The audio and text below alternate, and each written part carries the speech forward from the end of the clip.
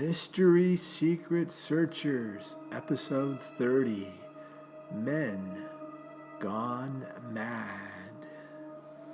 As the sword moves north, a bridge tells the story of farms, mills, and glory. A town on the river prospers and grows, but the reach is here, and all through Glengarry, obsessed by wealth and greed, a town, a land, all is forgotten. The curse has its hold. I seek wisdom of the bold. Well, John McLeod is traveling through Glengarry now. We believe he has the cursed sword of the Clan MacLeod in his possession, and he's trying to figure out where to hide it, where he can put it, so it will be safe, so that the curse will be lifted. Glengarry is experiencing some tough times. As John McLeod travels through Glengarry, he travels along the Old King's Road past St. Raphael's and comes across Iona Academy and the Bishop's House. Here's a little bit of history of Iona Academy.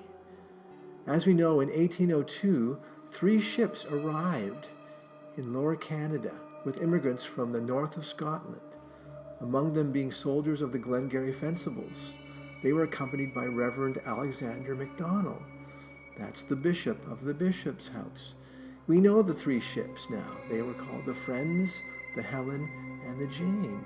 We learned that at St. Andrew's Church in Williamstown. When they arrived here in Upper Canada, they named their new home after their native glen in Scotland, Glengarry. We believe the sword of the Clan MacLeod was brought over. As the sword had been removed from its resting place in Scotland, we believe a terrible curse took hold in Glengarry. There is a lot of bad luck associated with the history of the area. Bad crops and other hardships faced the settlers as they tried to establish new homes, as well as the War of 1812. The threat of Americans invading. The building of the church for the bishop was delayed. However, they built a new home for Father MacDonald. The bishop's home, built in 1807, finished in 1808, is a spacious stone mansion capable of accommodating many persons, having a large garden. There are still lilacs growing in the garden from the bishop's time.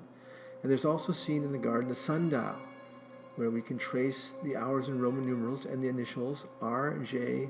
McD, 1827. The bishop's house still stands in disrepair. There's a fireplace in every room. The front is a stone wall. At the foot of the steps are the traces of a root cellar used for storing potatoes and apples and turnips. In addition, on the west side of the school was built a place for the study of priesthood, a seminary, the College of Iona. At this time, Father Alexander MacDonald was appointed bishop, and his diocese extended from Lake Superior, that area around Lake Superior, along the Great Lakes to Ottawa, and as far west as the River Baudet. He traveled by foot, by canoe, on horseback, wagon, sleigh, visiting the many settlements and the forests. As soon as the rivers were frozen, he started on his journeys visiting these people. The College of Iona was closed just after 10 years. It was remodeled. A driveway was put in with a cement walk and an arched gateway with Iona Academy, welcome to newcomers and home again to old ones. The cross on the chapel tower in front of the school is the Cross of Iona, also called the Celtic Cross.